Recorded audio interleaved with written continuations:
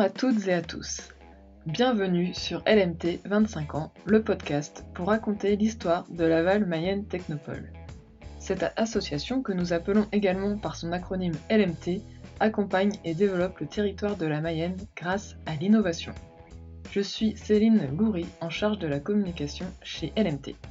Avec ce podcast, nous souhaitons proposer chaque semaine de 2021 un morceau de l'histoire de LMT raconté au travers des conversations avec des membres de l'association, de l'équipe salariée, des partenaires ou encore des entreprises accompagnées qui ont participé à cette aventure collective. Dans cet épisode, je vous propose d'aborder la filière numérique et de comprendre son développement en Mayenne. J'ai ainsi accueilli mon ancienne collègue Audrey Lecomte, qui a été actrice de la naissance et animatrice de cette filière à Laval Mayenne Technopole. Au même titre que la filière agroalimentaire, évoquée dans l'épisode 8 avec Nicolas Chomel, LMT s'occupe d'animer la filière numérique en Mayenne. Vous allez donc apprendre comment cette filière numérique est née, comment s'est-elle organisée au départ afin de créer une communauté, quelles ont été les actions pour animer et faire vivre cette communauté, comment cela s'insère dans l'écosystème lié aux nouvelles technologies.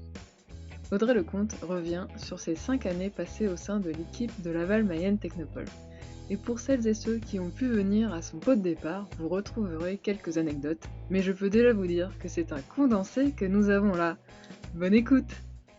Merci Audrey Lecomte de faire l'enregistrement de cette conversation avec moi, parce qu'aujourd'hui on va plus particulièrement parler de la filière numérique. Déjà, pour mieux te connaître, est-ce que tu peux te présenter rapidement et puis combien de temps es-tu restée dans l'équipe de Laval Mayenne Technopole? Alors, bonjour Céline. Donc, pour ma partie, en fait, je viens d'une formation technologique à la base. J'ai fait un master jusqu'au master. J'ai fait du web marketing, plus précisément dans le digital, chez Conco. Après, j'ai créé mon entreprise, une création de marque d'équitation que j'ai fermée au bout de 3 ans, ce qui explique pourquoi j'avais ce côté accompagnement de l'entrepreneuriat et j'étais intéressée aussi par la partie digitale puisque c'est mon secteur de prédilection. Après, j'ai commencé chez LMT. Pour la petite histoire, le lendemain de mon arrivée, j'étais au tribunal de commerce, donc il faut que je fasse quelque chose qui est pour me faire remarquer au lieu de se faire discrète. Et j'ai fait 5 ans à LMT où j'ai commencé comme community manager avec toi, donc sur Idénergie. Et j'ai ensuite fait la filière numérique et aujourd'hui, je suis chez Digital League. Donc c'est la même chose que ce que je faisais à LMT, à la différence que je ne fais pas d'accompagnement. Par contre, la filière, je la fais maintenant pas sur un département qui était la Mayenne à l'époque, mais sur 2 départements et une relation France-Suisse. Que maintenant tu es rendue dans l'est de la France. Exactement, à la frontière. Peux-tu nous raconter comment est née l'idée de la filière numérique en Mayenne et quels étaient les objectifs? Alors, il faut savoir rendre à César ce qui est à César quand même. L'idée de la filière, je pense que c'est venu de Christian, notamment parce qu'il y avait NeoShop qui était en bas la boutique de l'innovation et il voulait faire un espace de coworking au-dessus sur le premier étage où il y avait le but c'est de faire de l'animation événementielle autour d'un même lieu et du coworking. J'étais sur 2 pôles, la partie filière numérique et sur le pôle communication avec NeoShop. On était en relation souvent aussi avec Marie-Alizée et je pense qu'il avait comme objectif vraiment d'intégrer ce projet-là en tant que coworking sur NeoShop, mais aussi de l'intégrer sur le futur espace qui était en Mayenne. Alors je crois qu'il y avait un gros espace de coworking et le but c'était de commencer ce projet-là pour après le concrétiser. Et après, sur la partie filière, c'est vrai que je pense que je l'ai concrétisé, mais vraiment au niveau départemental, avec pas forcément qu'un seul lieu, et même avec des relations hors frontières. Donc, je pense que ça s'est fait avec ces 2 idées-là. Et puis aussi parce que j'avais une compétence numérique. Et après, l'objectif, c'est de développer l'écosystème digital local, aider les entreprises sur ces différents sujets, notamment le recrutement, la mise en relation, le réseau, le développement de business. En fait, tout ce qui était lié au digital pouvait nous solliciter pour après répondre aux besoins et développer l'économie du digital sur l'ensemble de la Mayenne. Et comment ça s'organisait cette filière numérique en Mayenne? Quels étaient les événements? Pour qui? Il y avait quelque chose qui était vraiment bien, c'était la partie accompagnement aussi au départ, qui était sur l'incubateur, l'accompagnement digital. Christian, il a cru en moi, alors que je me sentais pas forcément légitime suite à ma fermeture d'entreprise pour accompagner des entreprises. Et Sandrine m'a aussi aidée pour des méthodologies d'accompagnement. Et je pense que ça nous a vraiment aidés parce qu'on comprenait les problématiques des entreprises à la base, hein, ce qui pouvait permettre après d'animer l'écosystème. Je pense que sans ça, on a du mal à savoir l'évolution des entreprises et je pense que ça, c'était vraiment un point fort. Pour comment ça s'organisait, on faisait des événements donc une fois par semaine au tout début. Alors je me revois faire le tout premier événement avec un stress pas possible parce que j'ai jamais fait d'événement auparavant. Donc j'étais extrêmement stressée le premier événement, lors du premier événement et on a eu plusieurs rendez-vous pour le faire et c'est vrai qu'au départ, mes premiers événements, j'étais souvent malade. J'étais malade mais j'étais là. Mais les gens ne le voyaient pas mais j'étais bien stressée. Et au fur et à mesure du temps, je me suis habituée à créer des événements. Et à la fin, ça devenait presque habituel. Et aujourd'hui, je fais des événements vraiment de façon très facile. Et on a fait ça pendant une fois par semaine. Puis après, on est monté à 2 événements par semaine. Ça commençait à être assez gros en termes d'impact sur le territoire parce qu'on était très visible, on faisait énormément de choses. On faisait des actions en partenariat avec l'écosystème local, donc c'est vrai qu'on commençait à grossir en termes d'activité. Après, on est redescendu à un événement par semaine, mais on a fait sur la première année 1000 participants, c'était énorme. Et c'est vrai que comme ça devenait gros, moi je commençais à travailler énormément, j'avais plus beaucoup de temps. Laura m'a beaucoup aidée à ce moment-là, enfin elle a commencé à m'aider et à être en duo sur la filière. On a fait des événements très gros plus tard et je pense que sans son aide, enfin de toute façon c'est pas je pense, c'est sûr, sans Laura en organisation, on n'aurait pas fait tout ce qu'on a fait en termes de grosseur, enfin de gros événements. Et c'est vrai qu'on est devenu une belle communauté digitale.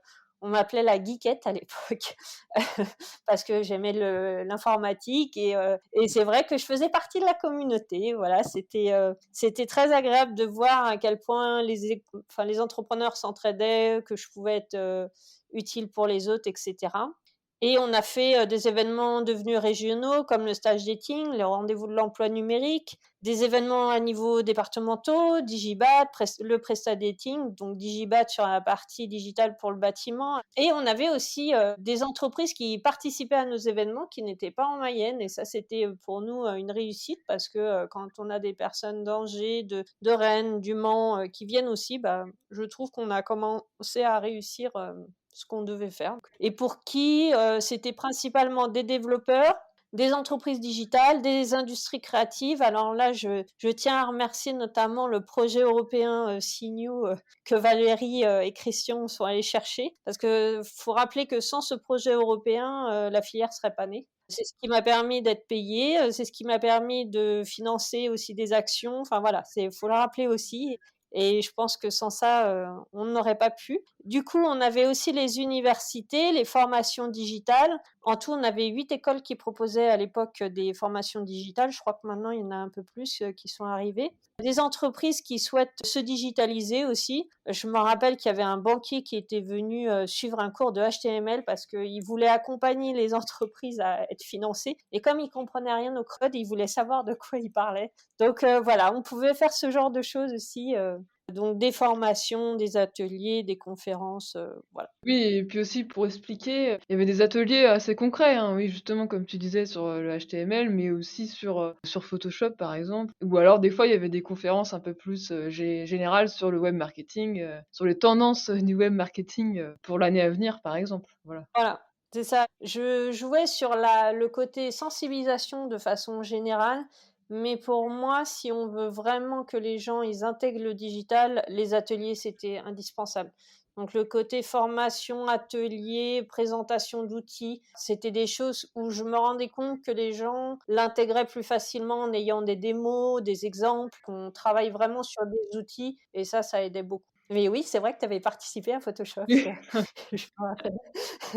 Est-ce qu'il y a des moments forts dont tu te souviens? Alors les moments forts, il y en a énormément parce que bon, en 5 ans, il s'est passé des choses assez exceptionnelles et surtout surtout, je pense qu'il y a eu une évolution de la filière qui a été pas forcément attendue aussi forte. On a eu des résultats, enfin la communauté nous a apporté énormément de choses et je pense que mon histoire aussi a été un peu particulière. A commencé par le premier entretien avec Christian qui a duré 3 heures. Alors c'était une première pour moi, ça c'était assez excellent. Je me rappelle avoir posé la question, et donc chez vous, les valeurs, vous avez quelles valeurs? Et alors là, banco, j'avais posé la bonne question à Christian. Ça a duré 1h30 sur quelles sont les valeurs, l'analyse des personnalités, etc. Là, je m'étais dit à l'époque, bon, là, je suis au bon endroit. C'est quelque chose, enfin, c'est un endroit où je vais me sentir bien. Donc ça m'a marqué déjà. La signature de mon contrat aussi après mon CDD, mon premier CDD sur la partie community management qui a été validé par l'élu qui donnait son poste à un autre élu. Et c'était la veille au soir. En fait, il finissait son poste le soir même. Et ça a été pour moi assez énorme de me rappeler de ça.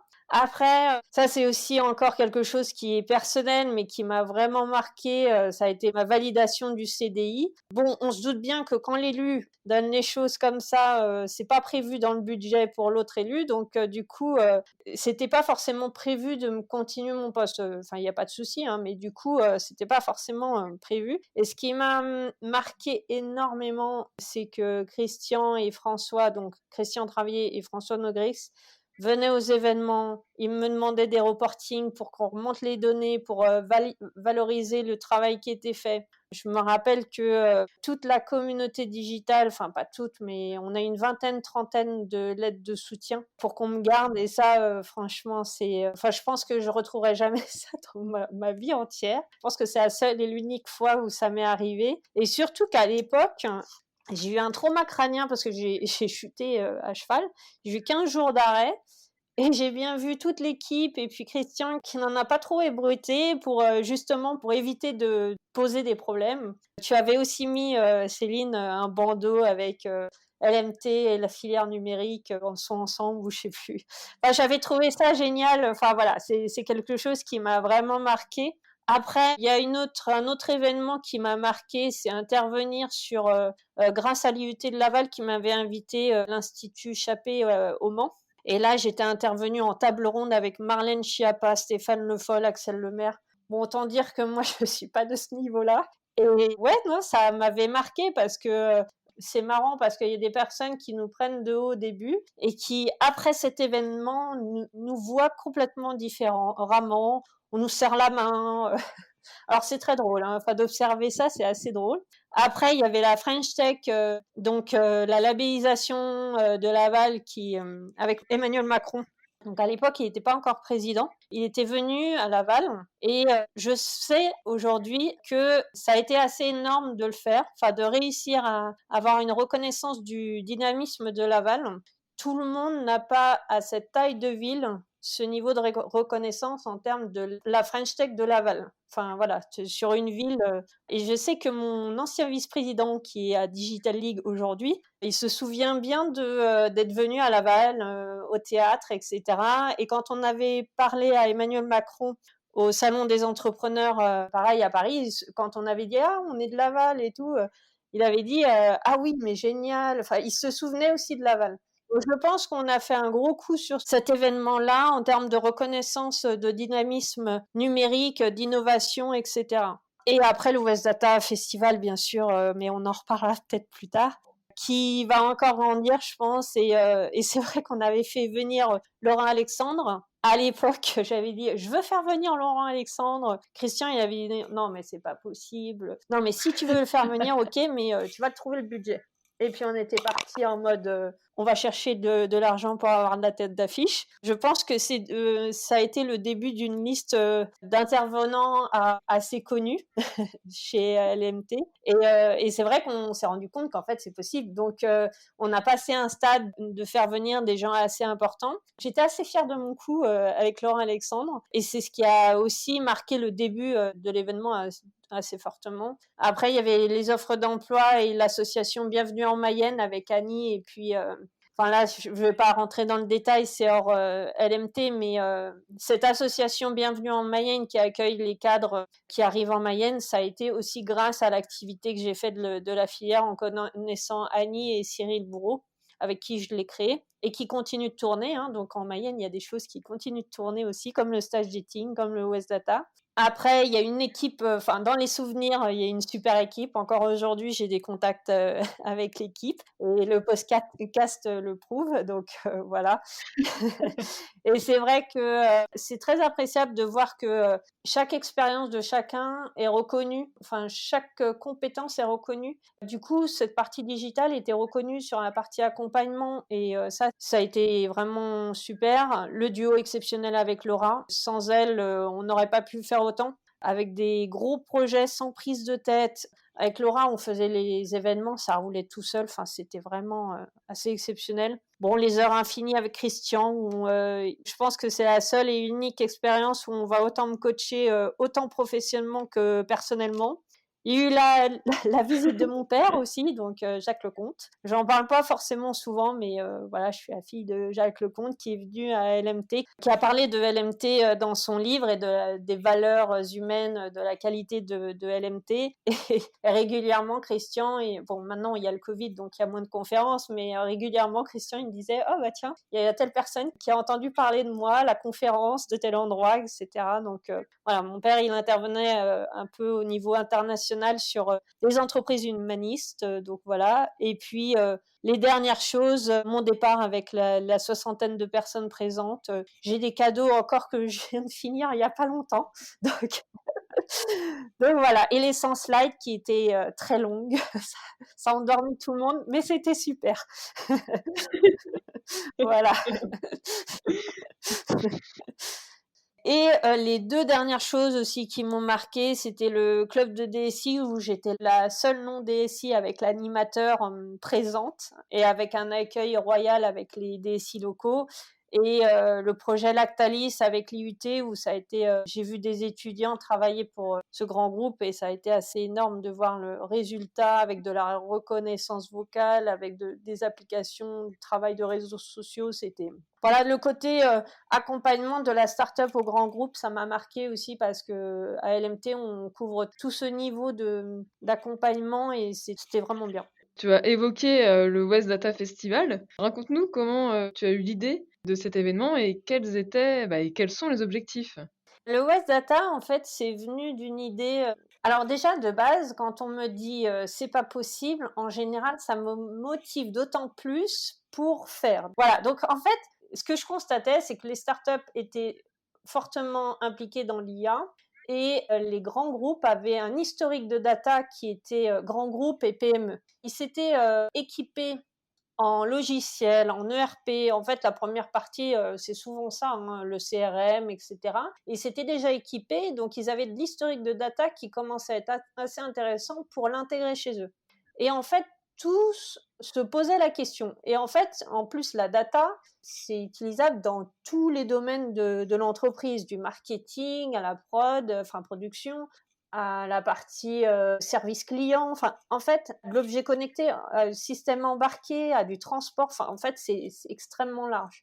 Et du coup, je me suis dit, en fait, là, bon, à l'époque, en plus, ça commençait à monter assez fortement. Et j'avais. Juste pour préciser, en quelle année? Alors, l'année, je sais plus exactement. Je crois qu'on l'avait créé en 2019. Mais quand j'ai eu le go de Christian, c'était 2018, je crois. Et je crois que c'était 2016-2017 que j'ai eu l'idée. Enfin, ça a mis longtemps, hein, parce qu'on Oui, a oui, oui, oui. voilà. Non, non, mais c'est important comme ça, on voit que, parce que maintenant on en parle plus forcément, mais là c'est important de montrer que toi tu as eu le nez et tu as capté cet engouement qu'il allait avoir en fait. Ouais, Laura m'a souvent dit, «Toi, tu as du nez». Bah, des fois, je disais: c'est ça qu'il faut faire».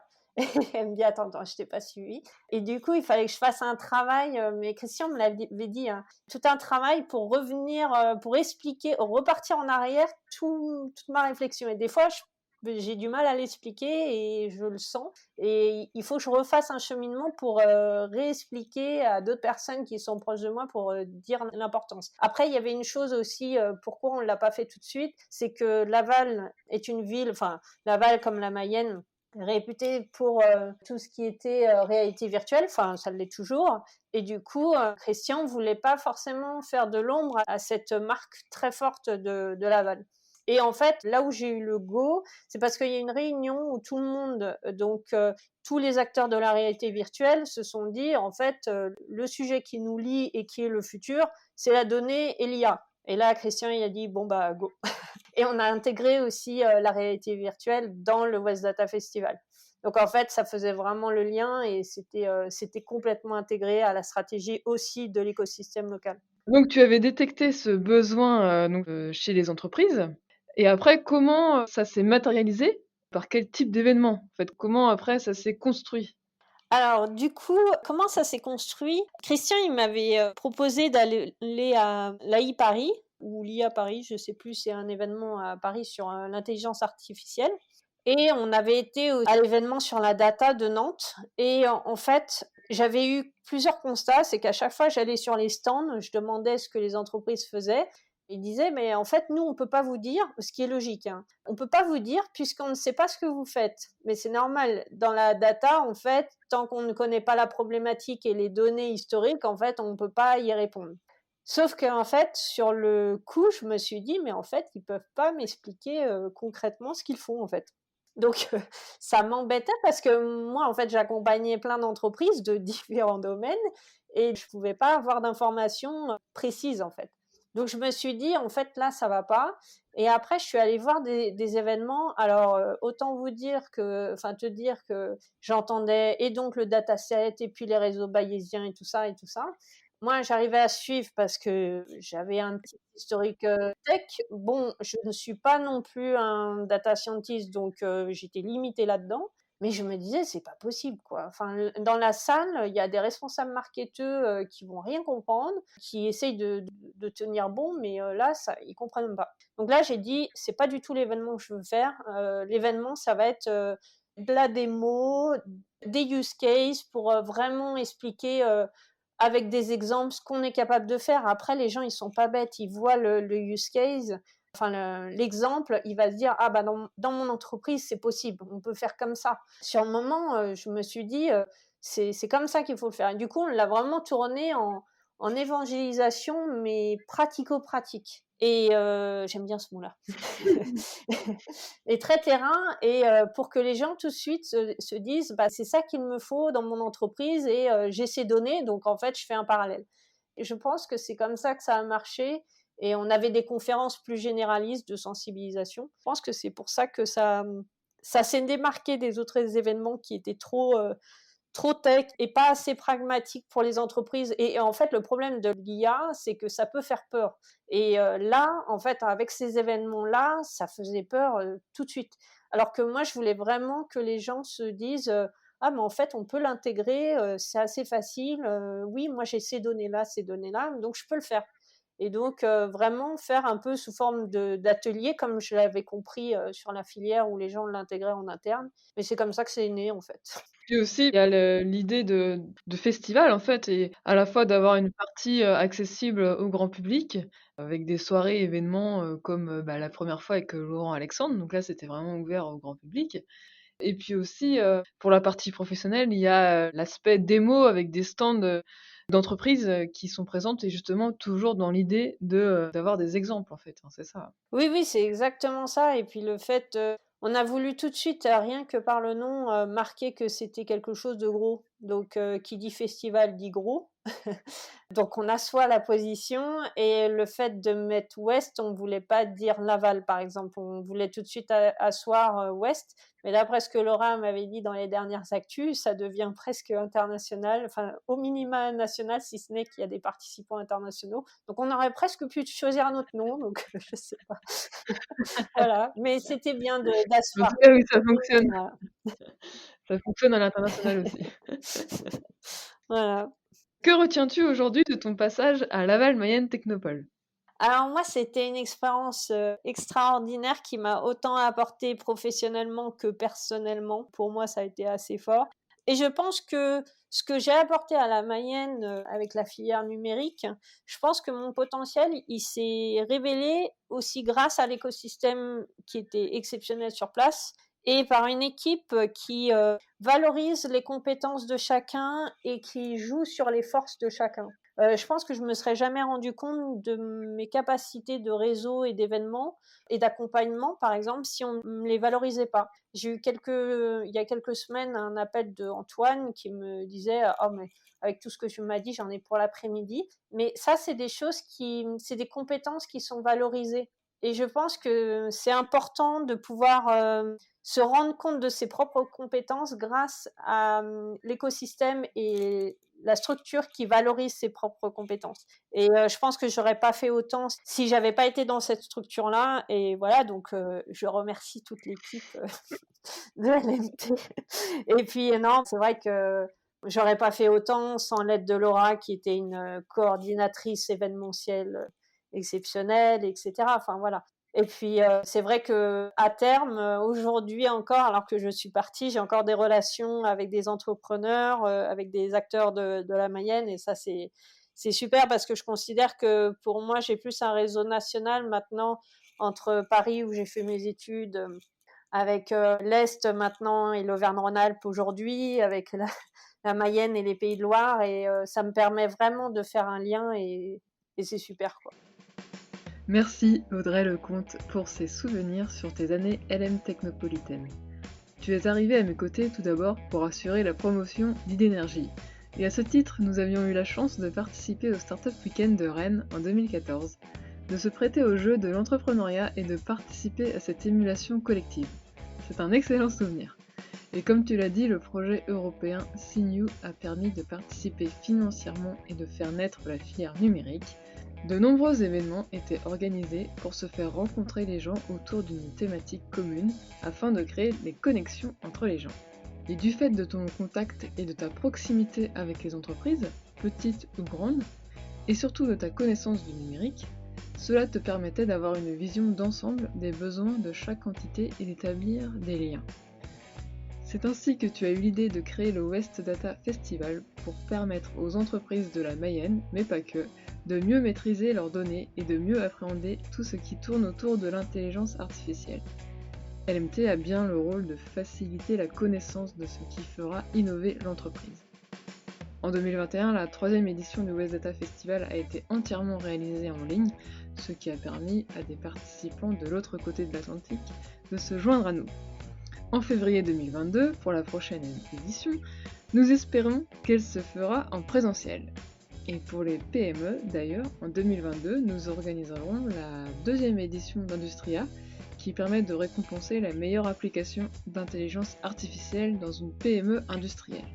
Et de même, nous espérons pouvoir organiser des événements accessibles au grand public qui est curieux et s'intéresse à ces enjeux du futur. Et ma transition pour l'épisode de la semaine prochaine est toute trouvée puisque l'épisode alliera data, innovation marine, robotique, idénergie, anciens collègues également, bref, un épisode à ne pas manquer. À la semaine prochaine. Et pour écouter les épisodes précédents, c'est possible sur toutes les plateformes de podcast habituelles, mais aussi sur la chaîne YouTube Innover et Réussir. Et si vous voulez recevoir l'épisode dans votre boîte email, inscrivez-vous sur lmt25ans.substack.com. A très bientôt sur les ondes de l'innovation mayonnaise.